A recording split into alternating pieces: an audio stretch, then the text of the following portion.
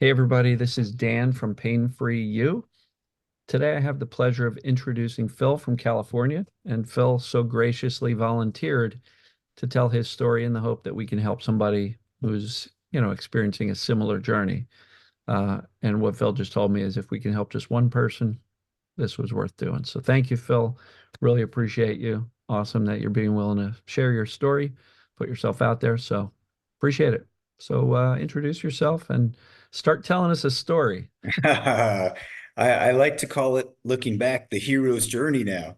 For sure. It really was. I felt like I had to slay a couple of Medusas and cut off a couple of three-headed dogs Mhm. in order to get here. Yeah. Um, Sure. so so kind of going back, this started about 7 years ago. I was Mm. about 47 years old. And my wife and I have been entrepreneurs. We've worked for ourselves. We've been in business ourselves for since we were in our late 20s. Very cool. And it almost goes without saying that you're going to have a stressful life if you're in business for yourself, Mhm. especially from that age. And so it's been a good life, but I have had, lots of stress throughout that time, but Of course. generally pretty healthy guy. I worked out, I ate right. I enjoyed my life. I had a Mhm. good life, if not with some stress. In right around my mid 40s, late 40s, I ran into a couple of issues with my work. And there was lawsuits and there was attorneys, and oh my God, it was just I think it was the worst time of my life. And the stress was just enormous. It was crushing, and it went on for about 3 years. Right. And at the end of that 3 year period, I was just completely fried. And I started having these bouts of extreme fatigue, and they would come and go. And looking back now, I realized I had just been living on adrenaline for the Mhm. last several years, and the adrenaline function was just kind of running out. And when it would run out, I would have these crashes, and then it would kind of kick back in because my brain was wired that way at that point. I didn't know it at the time. I didn't know what was going on. I went to go see my primary care physician, and I complained of all the typical things that people complain about when they're having a chronic illness come on. I had Mhm. joint pain and wicked fatigue and constipation, and you name it, I had it. Skin issues, and on and on. And so my PCP was immediately suspicious, given the symptoms I had given her. Mhm. So she sent me to, take some blood work. And sure enough, blood markers come up positive for, blood mark combined with the symptoms, positive for some type of rheumatism. And so, go in to see go in to see the rheumatologist. He kind of confirms it, and he kind of tells me, "Hey, listen, we got to get you on some, methotrexate immediately. Otherwise, you're going to really be screwed in the near term and the long term. And once that runs out, the insurance will pay for the biologics, and we'll try those afterwards." And I just wasn't ready for that, Dan. It was too early for me. I figure, you know what? Maybe I have a couple of years to try and figure this out. And so I walked out of there and never went back. Never went back. I started to dig into the wide world of the internet, and that was that's a two-edged sword. The internet's a two-edged sword. There's a lot of garbage out there, and yet that's where I found my salvation at the end. Yeah. So, I even went so far as to fly out to Georgia. I live in California. I flew out Mhm. to Georgia to see this naturopath that has had some success, reversing chronic illness. And he put me on this extreme diet and a couple of supplements, and told me to start sleeping more. He actually he said a lot of good things. Mhm. However, this idea of anytime I sat down to eat, what little I was allowed to eat, I was miserable. I was like, is this my life? Is this going to be my life? I had Yep.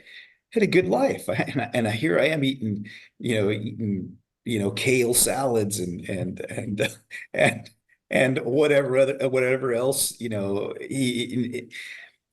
and you see all this stuff on the internet about leaky gut and, molecular mimicry and all this Oh stuff yeah. that I found out at the end was just absolute nonsense. Um, so I did that for a couple of years, and I'm 6 feet tall, Dan. Right now I weigh about 185 pounds, and at one point I had gotten down to 137 pounds. That was like my absolute lowest Wow. weight. And and so he was concerned that I had lost too much weight. So he says, "Why don't you have a couple of eggs?" And those eggs were like the best thing I had ever eaten in my life at that point. Sure. So fast forward a couple years and COVID hits, and I'm kind of still muddling along here, taking supplements and, doing this, trying diets and doing that. And COVID hits and I catch it. And I wasn't really too afraid of it. I wasn't really one of these big guys that was like, oh, COVID, COVID. I was just kind of like, whatever, I got it, and it made everything 10 times worse. I mean, all of a sudden, my nervous system was just completely fried. I couldn't really watch, I couldn't even look at a screen. I couldn't watch TV. I couldn't watch anything that had any violence or action in it because it would cause a massive anxiety attack. Um, my elbows, anybody with rheumatoid arthritis Mhm. understands the crooked elbows, that people get. One of my elbows got really bad. I mean, it was almost at 45 degrees. I was walking around with it, and, it was swollen like a softball. And I've always, I've been I've always been a guy that takes care of himself. I have some vanity, and to see my body kind of just do this it was horrifying to me. And I was really depressed. I was really anxious, and I was having trouble, living. I was really having trouble living. I was having trouble working. At one point, I thought, "Am I going to have to go on disability? If this continues, I'm going to have to do something." So the pain it wasn't great. But the biggest part for me was the fatigue. The fatigue Sure. was just crushing. And so after this COVID period, when everybody that would see me, my friends, my family, they go, "Is Phil dying? What's happening to him? Is he got cancer? What's going on with him?" Right. Well, And weight this was, loss and everything. oh yeah, that was really crushing to a guy that, prides himself on, dressing well and blah, blah, blah. And so I was kind of getting to the bottom of the barrel here. This was it. I mean, I was like, what am I going to do? I don't think I can live the next, 30 years like this or whatever it's going to be. I just don't think this is possible. So I was in one of these forums, I was on and off doing the Paddison program, which anybody that's in the RA community has probably heard about. And it's a pretty also an extreme vegan diet. And so I was in one of his forums, and somebody posted a little thumbnail of a guy that had cured his, he claimed he cured his ankylosing spondylitis with a mind-body technique.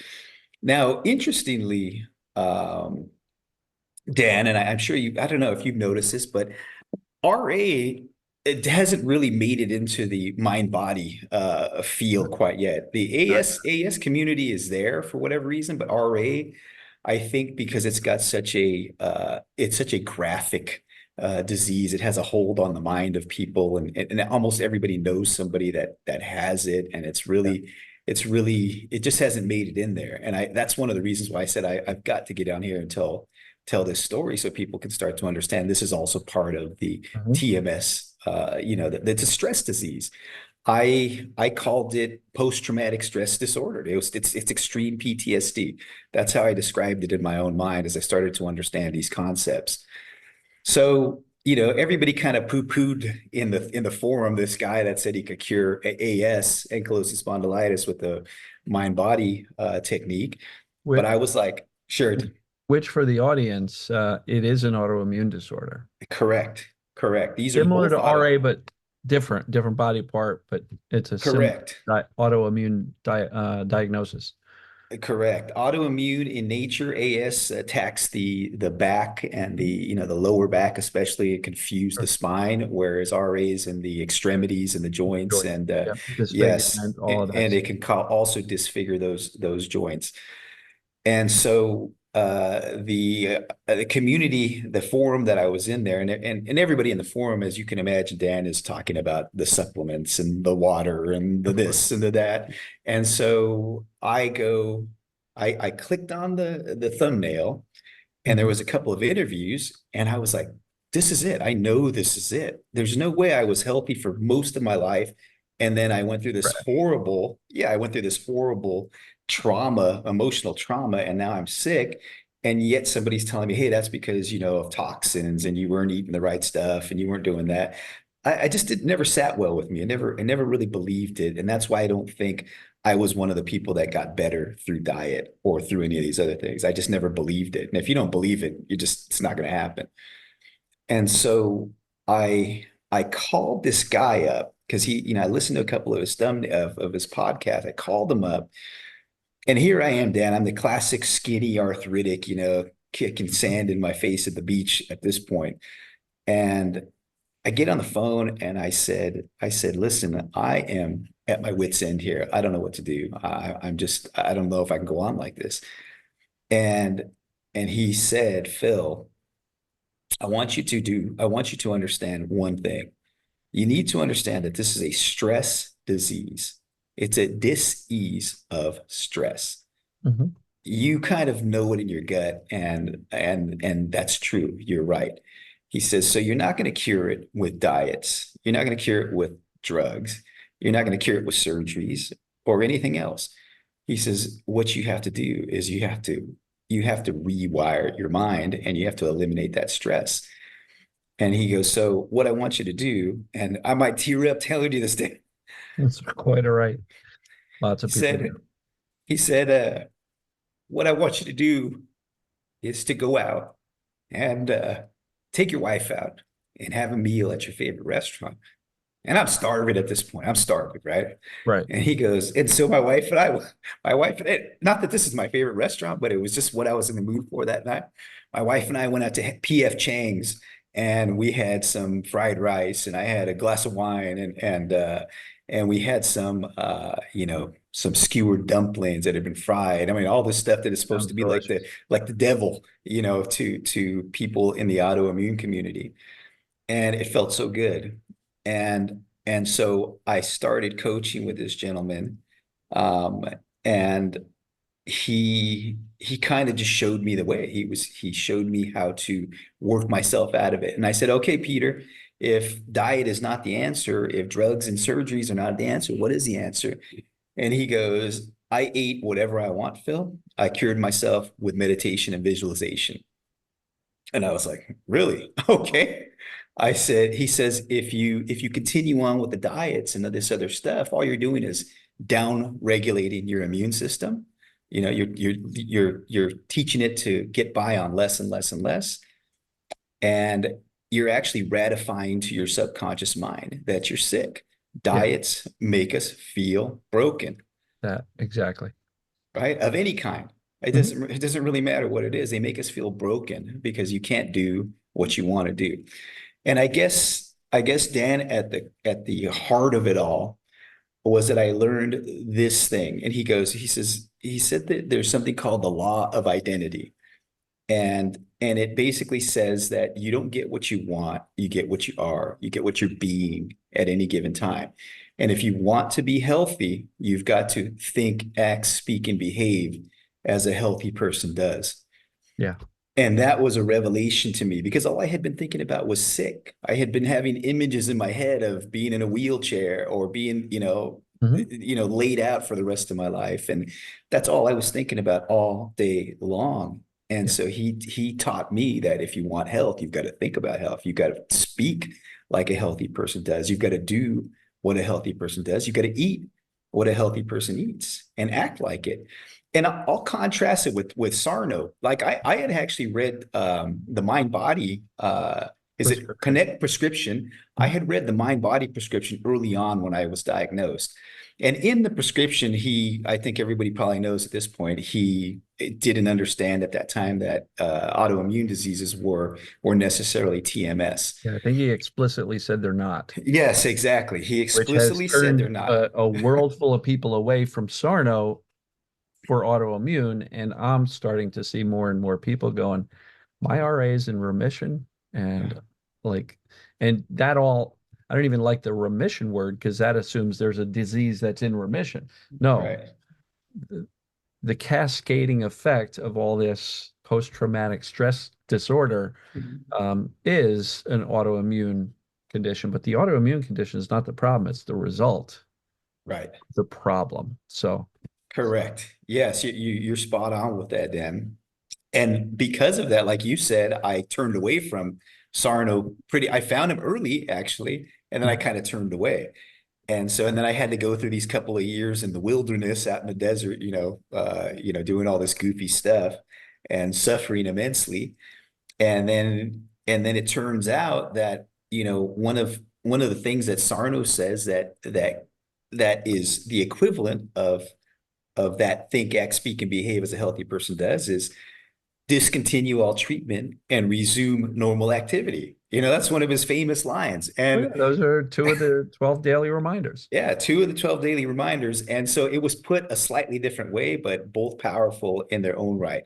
And so Absolutely. that's what I did then. I started to and he told, Peter told me, he said, listen, when you're rewiring your mind and you're kind of using this neuroplastic effect of visualization and meditation, it's going to take a little while. It's not going to happen in a week or two. It's going to take a couple months. It might even take a couple years to get this done. He says, but infinite patience yields he says infinite patience yields instant results. In other words, I stopped caring about the outcome in that moment. I was like, I don't care because I have my life back now. I'm back going out to restaurants again. I'm seeing my family. I'm going, I'm putting on some weight. I started working out again, trying to put some muscle back on my body. And it was like, and yeah, I felt like garbage. I'll be honest. I felt terrible for a long time. Yeah, it wasn't fun. It wasn't fun. Can I ask you to restate that? Sure. Infinite patience equals instantaneous results? Infinite patience yields instant results. Okay. And I would define that as not caring so much about the outcome anymore because you're just living again. You're not worrying about now that you know that this is a stress disease, Mhm. you can kind of relax. You kind of like you always say, you could just relax now. It's just a stress disease. Chill, chill out. And so now the symptoms that are bothering me throughout the day it's not so dire. It's not so catastrophic anymore. Yeah. And I'm just now I'm going, hey, I'm living my life. What do I care if this takes a couple of months or a couple of years? I'm living again. And I did. I was like, it was Love it. fantastic, Love it. So I started, and so I actually listened to one of your interviews that you did, Dan, and it was a lady that talked about meditation, and I, like you, was very resistant to doing meditation. I was like, I can't. There's no way. I can't do it. If this is what it is, I'm screwed. And so I got on the phone with Peter and I said, Peter, I said, I'm having a hard time with this. And he says, Phil, stop. He says, stop doing it to get something, i.e. my health back, and start doing it because it feels good. And that was a catalyst. It immediately shifted something in my head. And from that moment on, I had no problem. I started sitting down. And I read a ton of stuff during this time, Dad. I read Gabor Mate's When the Body Says No, which defines a true cause and effect for autoimmune diseases, as opposed to it being some unknown, we don't know. No, cause and effect is childhood traumas, stress leads to a goofed up immune system, cause and effect. It's not a big mystery. Right. I read that. I've read Joe Dispenza's Becoming Supernatural. I did a lot of his meditations.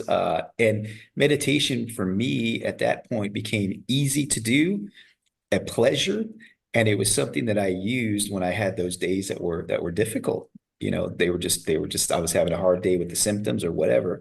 And I could always go back to that. So those two instances when I spoke to him, he said, go out and have a meal with your wife. That stands out. And then when he said, stop doing it to get something and start doing it because it feels good. Love it. And he says, that's your purpose on this journey, is to start feeling good. Your whole life, you've probably been dripping, these stress chemicals onto your brain, and it kind of finally gave up on you. And so now Mhm. you got to start feeling good. You got to start, doing things and thinking in a way that makes you feel good. And that was it. From that point on, I meditated for 6 months straight, every single day. I didn't miss a day. How long did you I do it? How long did said, you do it each day? I would do it probably between 30 to 40 minutes, Okay. sometimes an hour. All right. I would also But not do, hours and hours and hours, because no, no, I no. know Yeah, there are programs out there that are like, I no, think Dispenza, he's got people meditating 3, 4 hours a day. no. I have a business to run. I have a A family life. to care for. I've got a life. And I wouldn't get in the lotus position or anything like that, Dan. I would just sit up in my bed and prop my pillows up when I woke up in the morning, put the Mhm. headphones on and bust out a half hour, 40 minutes and then get on with my day. What was in the headphones? I did a lot of Dispenza. Okay. Like one of my favorites is Blessing of the Energy Centers. I love that Okay. one. He does some good stuff in there. Um, and then at night before I would go to bed, I would usually spend 15, 20 minutes doing some visualization. I had done some DNRS because of the fatigue a few years back. And I kind of kept the format that was similar to that. But bottom line is it's just you're visualizing beautiful scenes in your mind of what you want your life to be like, or how it's been and how you'd like it to be. And I found that to be very powerful. Did you struggle with visualizations as well? Because I have a lot of people tell me, Dan, I don't know how to visualize. I'm not good at visualization. I'm saying you're Mhm. visualizing every single day. You're just visualizing the Yeah, bad stuff. right. Anytime you think about the future, whether it be a minute, a month, a year later, you're visualizing. But your script is awful because you're visualizing sickness, pain, everything else. So did you struggle with the visualization, or you got pretty good at that because of your experience with perhaps DNRS and I being controlled? struggled initially a little bit. Mhm. Uh, and then I started adding music to it. I started listening to like my favorite soundtracks, like I listened to like the Braveheart soundtrack or I mean they have some beautiful music in some of these movies, Out of Africa or some of these classic films. And so the music allowed me to kind of really soar in my visualizations, and that made it easy and fun.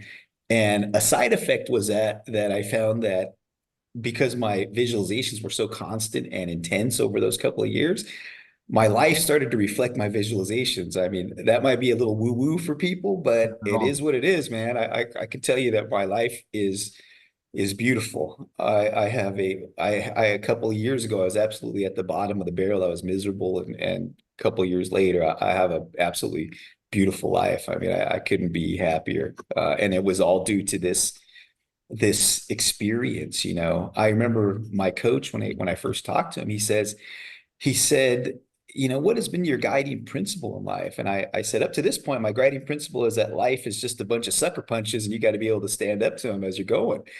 And he goes, has that served you well? I said, obviously not. No. And he says, what if you took the position that your guiding principle is that the universe has your back, and that possibly, just possibly, that this experience, what may have been the worst thing that ever happened to you, what if it ended up being the best thing that ever happened to Yeah. you? Yeah. And that I found that to be so true. One of the things we talked about is that, healing my body was just the beginning.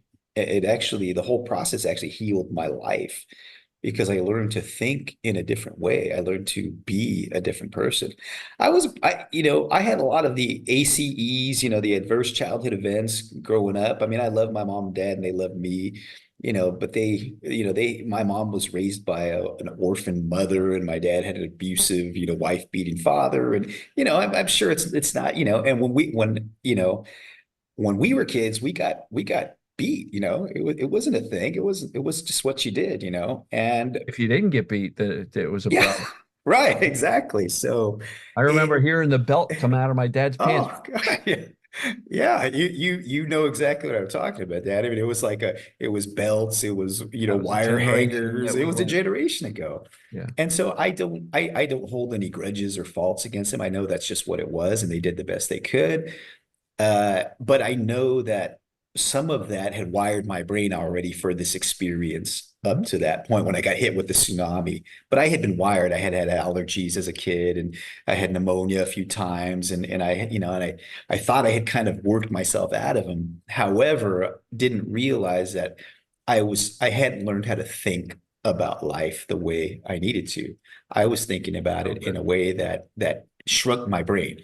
And I know that's not a clinical diagnosis, but that's how I thought about this whole experience. The way I thought about it is that all of these stress chemicals had shrunk my brain. And this shrunken brain could not operate my body the way it needed to. And if I could grow my brain back again, I would be able to operate it the way it needed to. That's how I conceptualized it for myself. And maybe that's helpful for some people. Other people might go, that's nonsense. But I needed that visual to press on in those difficult days.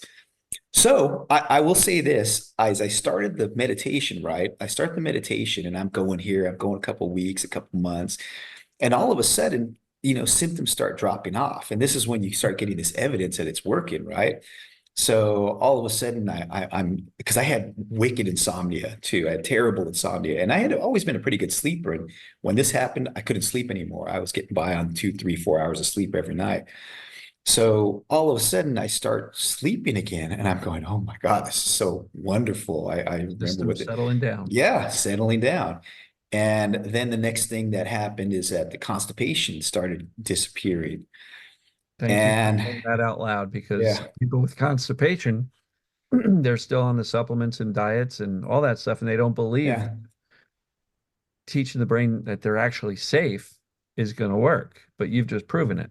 Oh, it was just, I could just tick him off then. One symptom after another just starts dropping off.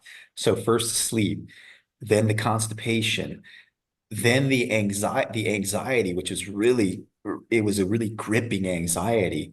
It was there almost all the time. And then it would disappear for a few days. And then it would disappear for a week. And then it would disappear for a couple of weeks, and then a month. And then eventually that was gone too. Yeah, awesome. And so, and I was just like, I said, yeah, I don't feel great still, but I know something's happening here because I'm seeing these symptoms dropping off one at a time. That's proof. Yeah. And so the fatigue was the one that was really difficult to shake. That one took some time. I know that's one of the, not everybody with autoimmune has the fatigue, but I'd say most people probably do. And that one was that one was really, really difficult. That one was tough. The pain and the swelling and the inflammation, that was like whatever, it is, but not being able to like get up and go Yeah. was tough. Did the swelling go down? Oh yeah. The swelling, I'll tell you a story about that, Dan. So It's, the when my elbow, after I had COVID, that right elbow blew up. I mean, it was terrible. I was horrified, and I had gone through the steps to try and change the diet, and what's causing this and blah blah blah. And so when I finally got serious about my meditation and visualization, within 2 weeks, the swelling had gone down 80%. I holy mean, cow. if Awesome. that doesn't show you that it's mind body, I mean, nothing will. And so, it just continues to get better and better and better. One of the other keys I know that Sarno talks about, and that my coach talked about, is that you got to get moving again, and particularly, and this was hard because I was exhausted. I'm like, what do you want? And when right after I had COVID, I couldn't even walk from my house to the end of the block, which was maybe, I don't know, 700 feet, 800 feet. It was that bad. I was that wiped out. And so, going back to that idea of think, act, speak, and behave as a healthy person does, I used to love to exercise, and I said, I've got to do this. I got to do it. It's going to be uncomfortable as hell, but I got to do it. So I got some of these little cheap bands from Amazon, these, these little cheap, Exercise weightlifting bands. bands, right? They're like 20 bucks. And I started walking and I started doing these little bands. And, again, I'm probably at this point, maybe I'm 145 pounds at this point. That was my weight in high school. And so At I six start, feet, that's very light. yeah, exactly. So I start doing this and I start kind of building up and building up and building up. And I start walking around thinking of myself as being, strong and healthy again. I put that image of the wheelchair, me in the wheelchair out of my mind. And it would still drift in and out, Of, but of as course. you've said before, you have to become indifferent to the symptoms. You have to kind of turn your back on them and focus on what you do want, not what you don't want. And that was the whole idea. And so I started building up little by little by little, and people were like, "Oh, Phil's not dying anymore. What's going on here? This is good." And my wife was a saint through all of this. I've always had the benefit of having a stable, warm, loving household. That's always been, Mhm. my kids are great, and through this whole process, when all I was thinking about was good stuff. When I was visualizing nothing but good stuff, and good stuff in my work, good stuff with our family, good stuff, with my health, and almost every single one of those things has come to pass over that time. And so that was a kind of like a side benefit, I guess, to doing this whole thing. Yeah. I went deep, Dad. I went deep with a lot of this knowledge. I took it so far as even to say that I learned that, and I don't know if I'll get to pushback from the audience on this, but the body actually really doesn't have any intelligence to it. It's really the mind that controls the whole damn mishigas.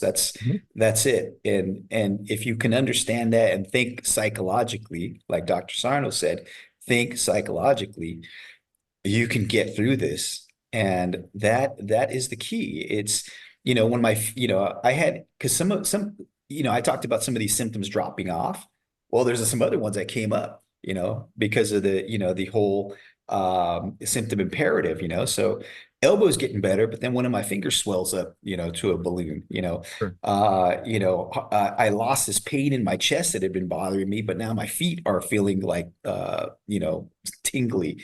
So Things this moving thing's, around. yeah, things are moving around, and anytime that would happen, I would think about my brain and what was firing in my brain. Because I know I hadn't been hurt. I hadn't fallen off a curb or crashed my car or anything like that. I know nothing's happened. So Right. something's going on. So there's a light going off in my brain someplace, and it's causing this false signal. And I need to just understand and know that, turn my attention away from it, do some extra meditation maybe, and get on with my life, keep living. So yeah, I So, mean, so good. yeah, and so I wanted to, when I reached out to you, I really wanted to let people know that have any kind of autoimmune, really. I mean, RA, I hope it gets into the TMS space now, sooner rather than It's later. getting there. I It's getting I there, and this will help dramatically. that's what I want. I'm a guy that lives a pretty quiet life, and I don't necessarily like to be in the spotlight, but this is so important that Sure. that it has to be done, and we have to get this out here. And I also wanted to let people know, eat well, eat well. Do yourself a favor, eat well, eat good food, eat whole foods, eat right. Yes, do all that, but enjoy your life. If you want to have a slice of pizza, have a slice of pizza. That, I mean, gluten's one of the big demons too, right? And I remember that had been burned into me as a suggestion from the naturopath. Hey, gluten's gonna, that you want to talk about some really leaky gut, that's gonna be the end of you. And so I remember, and you fight with these suggestions, this is like it's like the voodoo curse they put on you, and you're fighting with these suggestions because you know that there's another truth over here, but yet, it's all out there, it's all over the internet. And so I remember I got a pizza one day, Dan, and I took a couple slices, put it on my plate, start eating it, and I'm feeling this kind of swelling that's happening everywhere, okay. And I'm going, this is not true. It's not real. It's not real. It's a suggestion Fear-based. that has been made to my brain, and I need to Fear-based. understand it's fear-based. And I'm making it real. My belief in it is making it real. And so I dismissed it. I continued to eat, and I did the same thing the next day. And next day, nothing happened. And so you just keep rocking and rolling with these little challenges, you know. And I lived my life, Dan. I did my best not to make it about healing. I did my meditation in the morning, did my visualization in the evening, and during the day, I did my best to turn my back on the symptoms. Mhm. And one other thing I'd like people to understand is you don't have to be perfect to do this. You No. don't have to be perfect. You have to be like 51% that you believe this, you know. And as you go, your belief will build little by little by little till eventually you got it. You got it. And you basically set the body. You understand that the body is like a suit of clothing. It's inanimate until you put it on over your brain, Mhm. and your beliefs are animated by your conscious. It's not that the body's lying to you. You know, the body's constantly, your five senses are lying to you all the time. They're constantly lying to you. And you have to understand that only you can create those things. Only your brain can create those things. Yeah. No, And I, so I you, I just did a video a couple of days ago called The Projector and the Screen. mhm, The brain is the projector. The screen is the body. Like if you want to change what's happening in the body, you got to change what's happening in the projector. right. But everybody's so focused on the body and trying to fix the body, and it's like, no, projector, right? So it's a perfect analogy for what you're talking about here is that, you know, body is just the result. It's It just it it's being it shown by really, the brain. yeah, some of the wisdom of the ancients that I kind of got into, they talk a lot about how the body is, it's inanimate. It basically, for all intents and purposes, it's inanimate. It only your consciousness and your mind give it animation. Mhm. Only. And so this idea that, you know, Dispenza talks about matter to matter all the time, and the body's matter and vitamins are matter. And he goes, that doesn't do it. The only thing that happens there is that you believe it's going to do something. So then it does. That's where it is. Right. So our consciousness animates our beliefs.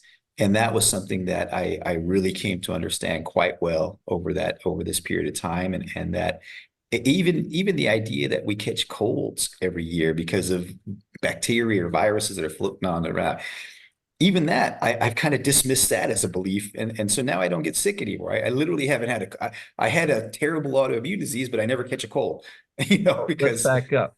One of the reasons you don't catch a cold is because you're not in that stress response, which means your yeah, immune system's operating normally, which is why you're not getting colds. yeah, that's a big part of it for sure. For That's a sure. big part of it. It's not all of it, but it's a big part of it. Yeah, For yeah. sure. So I went down a rabbit hole of understanding all these limiting beliefs that I had, and I guess the big part that I wanted to share that I don't hear a lot of people talking about Hmm. is is that I came to understand that there's two kinds of stress. There's the, you know, like the stress of this lawsuit that I went through, and the stress of just everyday living, you know, a bad boss, a bad spouse, or whatever. There's that kind of stress, which everybody has, and some worse than others. And then there's this idea of root stress.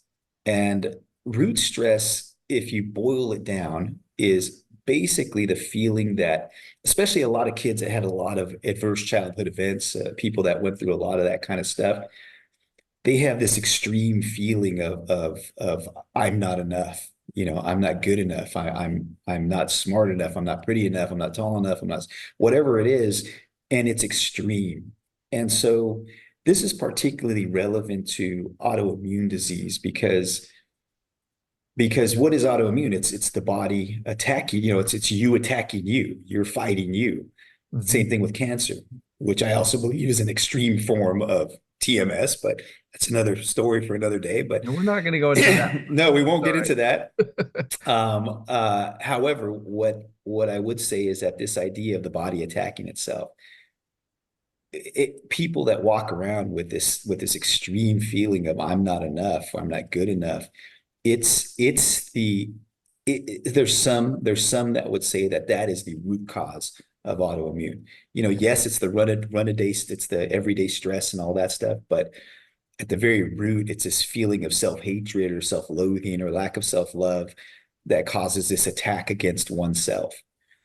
And so that was part of the journey, is kind of starting to learn to love myself Hmm. for the first time, and start to go, hey, I am enough. I've got and I'm actually, if I could heal myself, if this spiritual essence, whatever you want to call it, this organizing intelligence can heal my wrecked body, and that's in me, then I'm more than that means I'm more than just Phil Saucedo out here in Southern California, Yeah, you know.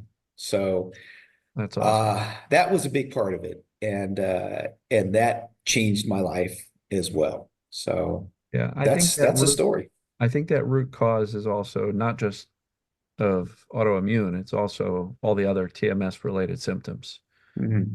you know.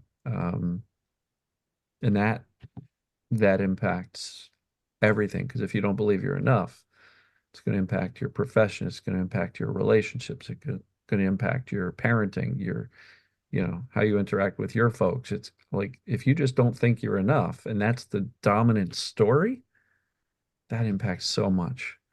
Now, one thing that I often point out is when people go, self-love, it's all about self-love. And some people are like, I don't even like myself. What do you mean self-love? How do I go from Mhm. not liking myself to love?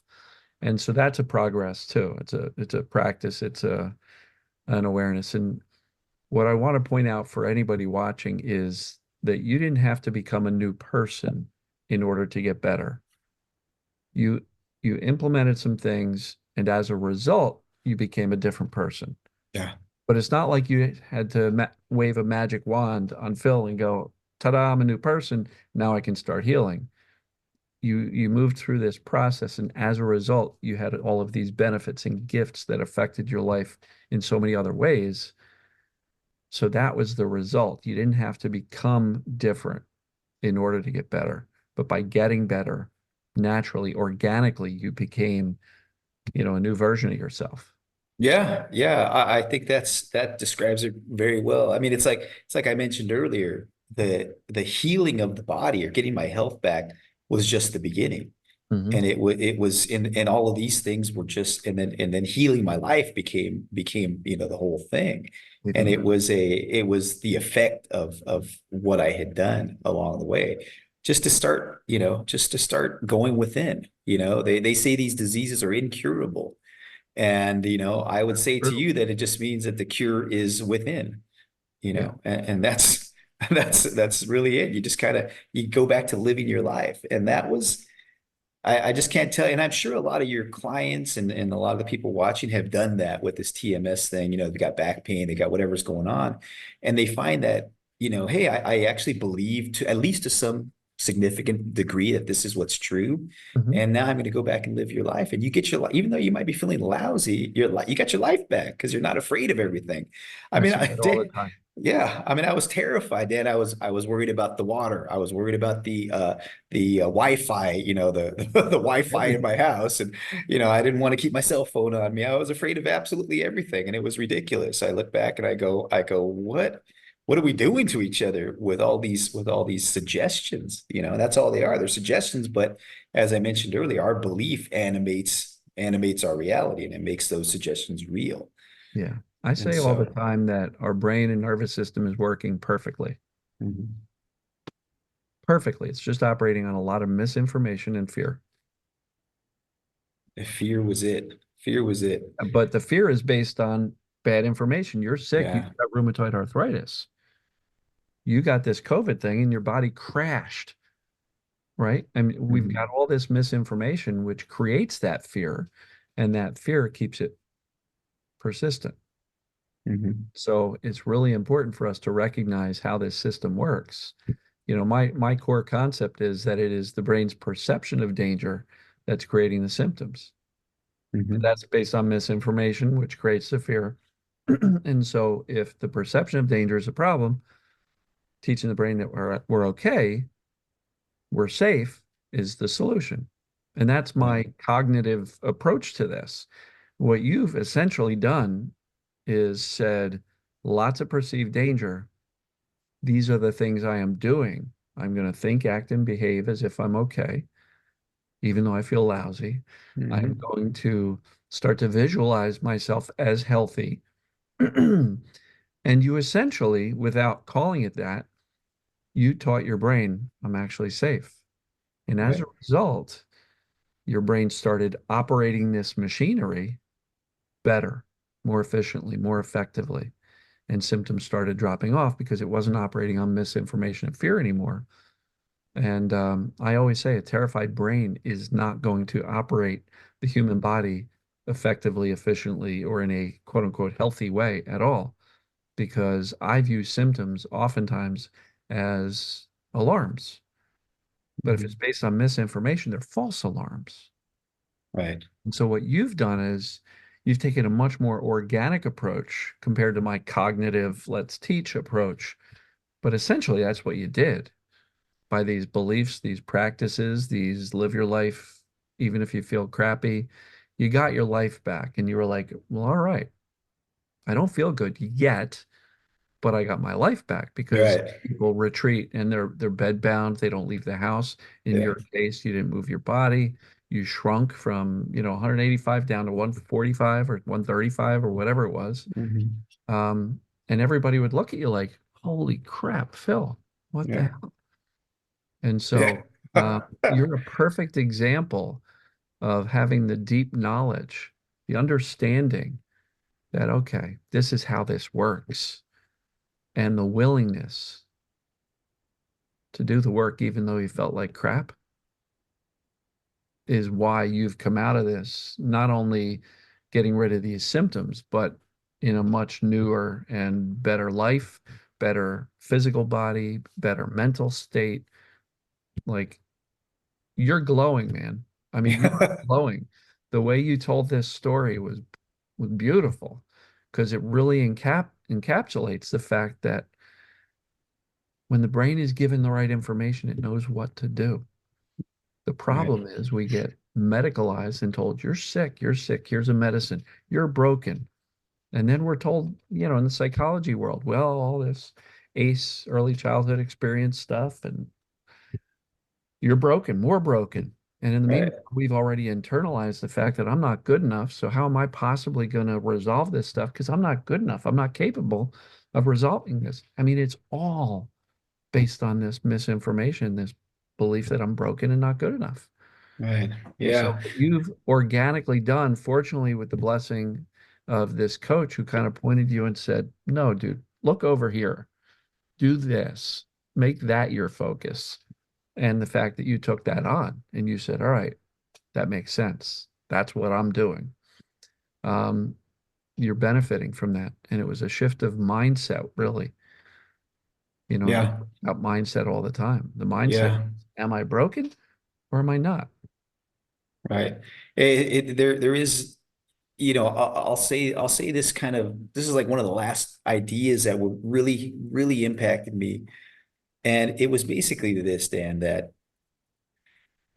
anybody in the autoimmune community, regardless of what it is, Graves' disease, AS, whatever, Mhm. um, they go into fight mode. Everything becomes a fight. I'm an RA warrior. I'm an AS warrior. And I'm they fighting even the name fight. themselves that on social media. That's right. And they wear shirts and bandanas and whatever, and they're fighting, right? They're fight, fight, fight. And one of the things I learned early on, and it's funny because you hear these things and they're more like platitudes. So you go, okay, that's nice. That's yeah, whatever. And you don't realize the depth of truth that is in these statements. And one of those statements is that whatever you resist persists. Mhm. And so, those of us who have had autoimmune disease, the whole thing is like fight it, get the medications and suppress the immune system and Yeah. fight the symptoms and everything's a fight, fight, fight, and one of the things that was a really beautiful comment that my coach told me was he goes, in a war between you and yourself, you always lose. He says, so the answer is to stop fighting. Yeah. And that was profound on so many levels. I applied idea to everything I was doing. I applied it to my health. I applied it to my business. I applied it to anything and everything, you even diets, right? Diets are a fight. I got to lose weight. I got to fight the weight. No, no. When you stop fighting is when you start winning. And so that was a profound concept that carried through from that all the way to everything else I do, is to, in a war against myself, I always lose. So I've got to stop fighting. I love that. I've got to bring peace, to my life. And that was a big, big piece of it, is to stop fighting. So one of the videos I did a while ago is, as long as you're in the fight, you're going to keep getting punched in the face. Yeah. Yeah. Right. It's true. You're fighting Yeah. yourself, so you're always going to get hit. You're right. Yeah. Yeah. There's no way for your immune system to ever calm down, Or to your do what it entire needs to do. system, Your entire the system. nervous system, the Yeah. brain. Like, I just did another video. Your symptoms will settle down when you do. Mhm. If you're constantly battling and fighting and working 18 hours a day to try to heal and focused on this and measuring and monitoring, and I know people who've had spreadsheets monitoring their Yeah. symptoms, and they've got them all listed, and what was it at 10 o'clock, and what was it at 2 o'clock, and what was it at 6 o'clock. It's Right. like, all you're doing is focusing on what you don't want. That's right. That's So exactly the thing right. you were talking about before, which is create the image in your head of what you want, not what you don't want. And so, Yeah. I mean, your story perfectly encapsulated everything I try to convey all the time in my daily videos, in my group coaching. And I am so looking forward to publishing this, because I'm going to be screaming from the rooftops that pay attention to Phil, Mhm. because organically you got it. And there wasn't much mention here that, oh, yeah, Dan, I watch all your videos and you were the key. No, what you did was you found some other people pointing in the right direction. And while you used visualization and meditation, and I don't necessarily teach those things because they weren't my solution. So why would I teach something that I didn't use? But I'm going to definitely encourage people to, take a lesson from Phil here and say these things can be beneficial. But the key thing that you said, don't do it to get well. Don't do it to get something out of it. Do it because it makes you feel good. Right. And I've often said that, because if you're meditating and then as soon as you're done meditating, you're going, oh, did it work? Damn it, it didn't work. I'm doing it wrong. Or breath work or whatever, the visualization. Did it work? Mhm. No, it didn't work. The intent behind it is wrong. That's right. That's a That's right. fixing activity. So what Yeah. you did was say, I've got to bring some peace, optimism, future vision of goodness into my world. And the meditation and the visualization were the tools you utilized to do that. And I just want to say, Dan, to you, that on this journey, it wouldn't be the hero's journey if it wasn't fraught with peril along the way. And it was. And so there was many times when I had a crisis of confidence. I had a lack of faith, my faith waned, and I was like, is this ever going to work? And your videos, some of the testimonials of people I've seen, those would be the little things that would keep you going, keep you rocking and rolling. And I can't tell you, and that's why I felt like I had to do this. If I can get somebody, just keep going one more day, make it to the next day, just keep going. That was part of the journey too. Your videos. I remember you had a video of a lady. She didn't have autoimmune, but she had really bad arthritis. Mhm. And she put her fingers up to the screen, and you could see her knuckles were just like, I mean, just really gnarled, right? I mean, Mhm. and yet she was sitting there going, I have no pain whatsoever. And I thought that was to me, that was super powerful, because again, it proved to me that the body is not calling the shots. The brain's calling the shots. Even the body looks like it's out of sorts. It doesn't have to be, because the brain and the nervous system are sending the signals, not the other way around. If you're a doctor and you go to medical school, when you study anatomy and physiology, they tell you in those books that the brain is the controller. The Mhm. brain the brain tells the nervous system what to do and so on and so forth. But that's Sure. the controller. And then we get out into the world where this stuff's supposed to be going on, as everybody forgets about that. All of a sudden, the body's got all this intelligence to it, and it knows. No, it doesn't. It doesn't know anything but what you tell it. At the end of the day. Yeah. So I just wanted to say to you, Dad, thank you, because several of your videos and several of your interviews, they help me get over the hump on those tough days sometimes. And I hope this will do the same for somebody else as well. I know it will. I know it will. The way you've articulated all of this stuff will be extremely helpful. Um, so I am extremely gracious or grateful, excuse me, grateful to you to share this. Um, yeah, I don't even know how to say thank you other than to say I really appreciate you, Phil. Thanks, Your Dan. story is going to Likewise. so many people, the whole aspect of rheumatoid arthritis and how you've approached it and how you view it, how you've explained how the brain is really the control center, something I've been talking about for a long time, right? Projector, screen.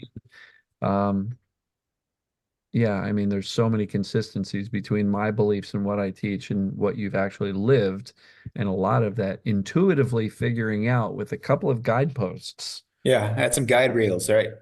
Right. You were told this, that, and that. Those are the core things. And intuitively, you bought into the process of, I can do something about this. I don't have to suffer for the rest of my life.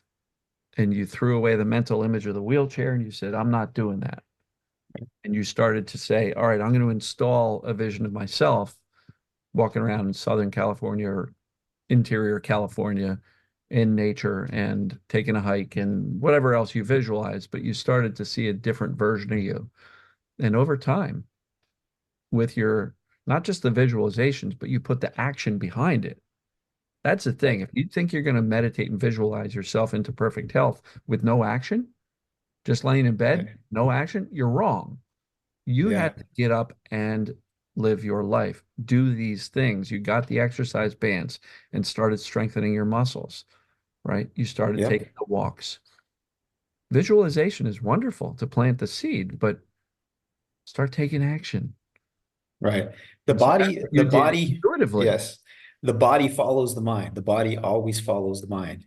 Yeah. And so if that's all you can start with, start with that. Start with whatever you can start with. And there was so many times, Dan, and I'm sure a lot of your viewers could appreciate this, where you feel like, I feel terrible. I don't want to go out. I don't, my wife's got a huge family. My wife's got a huge family. So there's always a baby shower. There's always a quinceañera. There's always something going on, right? And so I'm going, I feel like garbage. I don't want anybody to see me like this. I feel terrible.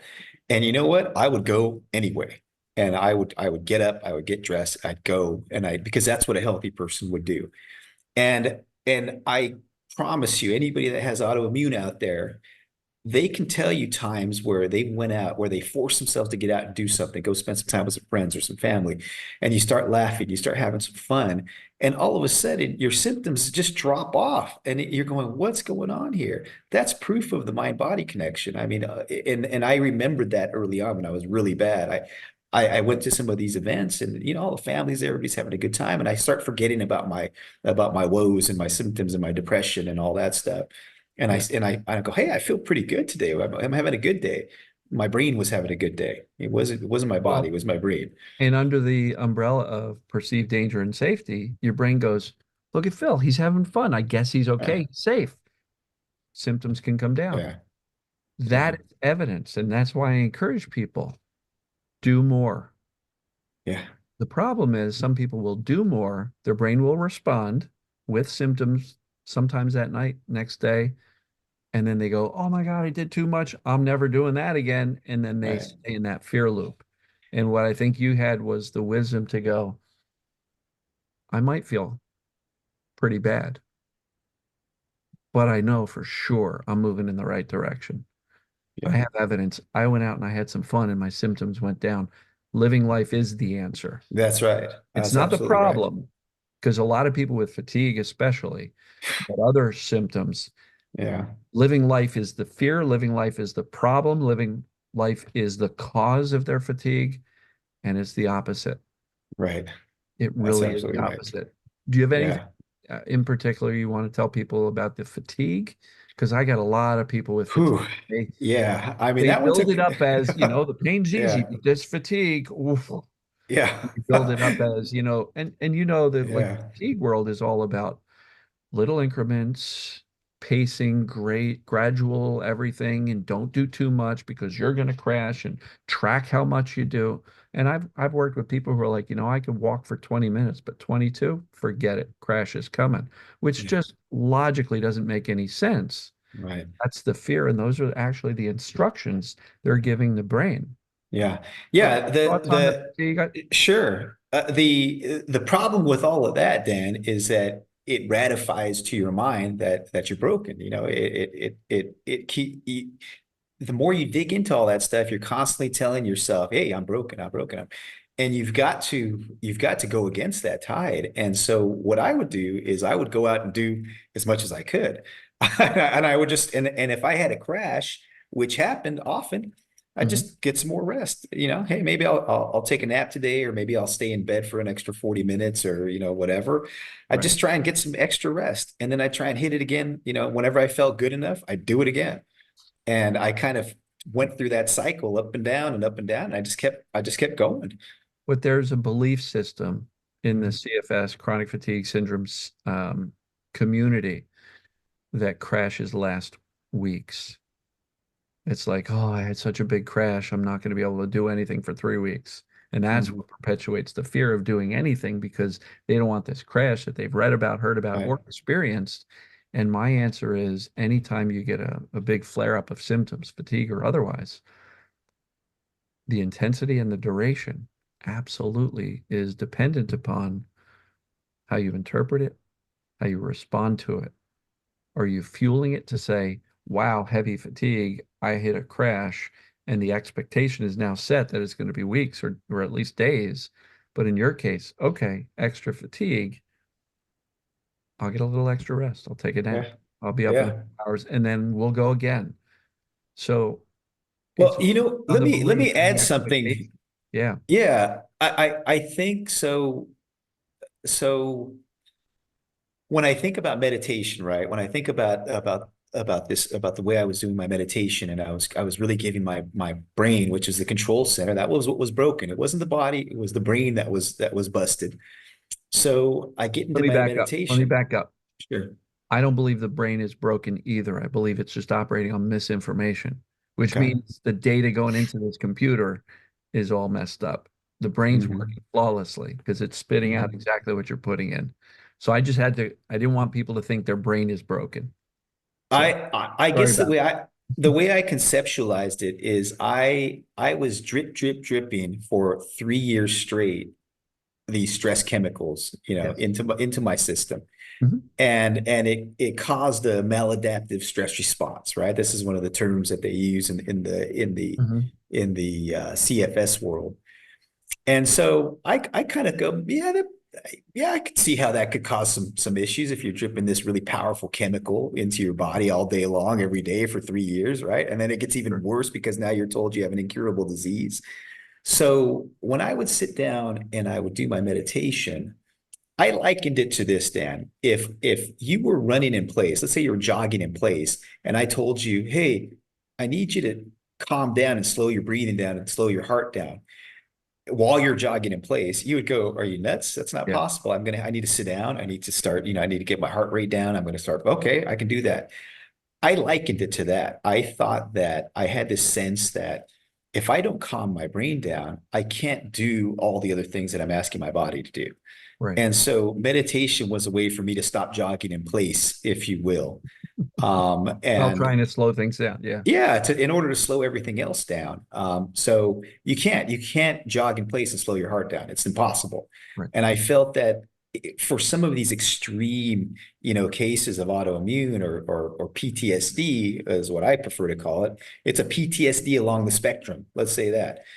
Um, for some of those extreme, you've got to stop jogging in place. You've got to stop jogging in place. Otherwise, you're never going to get over this. You've got to do something to get that mind down a notch, and then you can kind of start thinking clearly. You kind of start separating. Dispenza always talks about how in the cases of chronic illness, the body has become the mind. And in order to get the mind back out of the body, you've got to calm the brain down. You Yeah. got to calm it down. And so that's what I would say about that, and maybe the brain is doing what it's supposed to be doing, but you've got to stop jogging in place at some point. Yeah. The thing I wanted to point out is when you said jogging in place, you got to stop jogging in place. Right. That means stop fighting. You're right. Because as long as you are fighting, you are jogging in place. Right. As Right. long as you are fighting, things will not settle down. And they get stronger, as a matter of fact. Not only do they not get, because whatever you resist persists, they actually increase in strength. The more you fight, the better, the stronger they get. So But you've got to uh, stop. yeah, not only that, the more you fight and the more it doesn't work, the more you feel hopeless and broken. Right. So we've got to step back Right. and Yes. stop the fight, stop resisting, stop, the running in place. I like that analogy. It's great. So I would say to the CFS community out there, because I wasn't officially diagnosed with CFS, but good Lord, You could have. I felt terrible. Let's just say that. And I would think, act, speak, and behave as a healthy, energetic person would. Love that. And I would shore that up with my meditation, by stopping that jogging in place, since we're on that analogy. I Beautiful. would shore that up. And that was my treatment. So whenever I got scared, or I felt like, hey, I just, get some extra rest, do some extra meditation, and keep on rocking and rolling. And I'd watch your videos, and I'd do some other stuff to keep myself, in on a, keep my faith up, Yeah. because that's how I did it. So I appreciate you so much for sharing both the meditation and the visualization, because in my practice and the things I teach, um, I kind of viewed them as fixing activities because for me, that's what I was trying to do, and therefore they Mhm. didn't work for me. But the Mhm. way you have framed it, I'm going to encourage the folks watching to say, well, maybe I can incorporate that, not to fix anything, Right. but to just stop running in place and to allow the system to settle down, because that feels good and that can only benefit you longer term. The visualization, I've said the same thing. Start to think, act, speak, behave as if you're already well. Probably have videos on that topic. Yeah. We're speaking the same language, but I love the way you've positioned all of it and explained it all. And I love your evidence, which is the fact that you went from 140 some pounds and feeling like you were dying, and people actually saying, "Is Phil dying?" To, this vibrant, robust guy again, whose entire life is better. And so, for anybody who questions whether or not there is life after chronic ailments, you're proof. And I am so thrilled that you're willing to share this.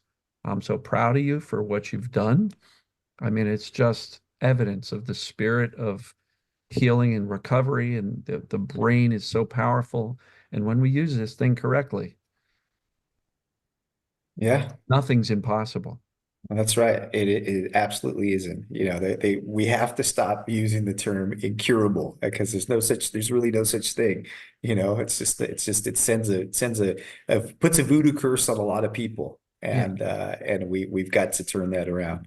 Incurable just means that the person telling you that doesn't have the solution. It Right. doesn't mean it's incurable. It just means that the doctor, whomever, they don't know what to do. Right. That doesn't mean it's incurable. It just means you're talking to the wrong person. That's right. That's right. Thanks, Phil, Dan. listen, I really appreciate you. This will probably post in the next few days. I'm really excited to post this one. So thank you once again. If I can ever do anything for you, hit me up. And if you want, keep an eye on the comments on Facebook, YouTube, and you'll see a lot of great feedback. You'll Mhm. probably have people go, "Help me, tell me," and I'm like, "No, watch the video. He Yeah. told you everything." Yeah. Yeah, pretty Getting you on much. the Yeah. phone, you wouldn't end up telling them anything different than you just explained here in the video. So for people who are like, boy, I really wish I could talk to Phil, you just did, Yeah. right? Really, I'll really, encourage it people to watch the encapsulated video everything. again Mhm. because I don't think you would tell somebody you're trying to help anything different than you just told me in the audience.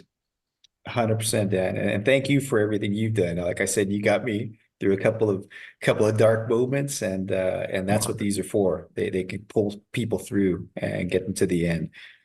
Absolutely honored. So, Phil, thank you very much. And wave goodbye to the audience, and I appreciate you. Thanks, brother.